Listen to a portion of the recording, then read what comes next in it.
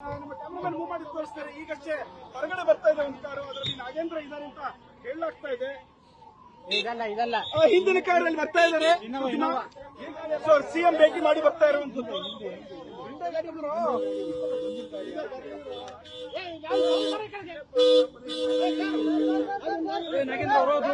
ಪ್ರತಿಕ್ರಿಯೆ ಕೊಡದೆ ಸಿಎಂ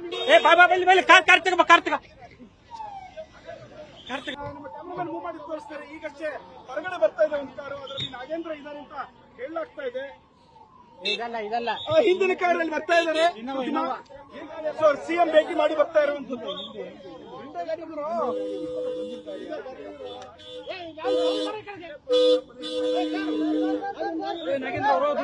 ಪ್ರತಿಕ್ರಿಯೆ ಕೊಡದೆ ಸಿಎಂ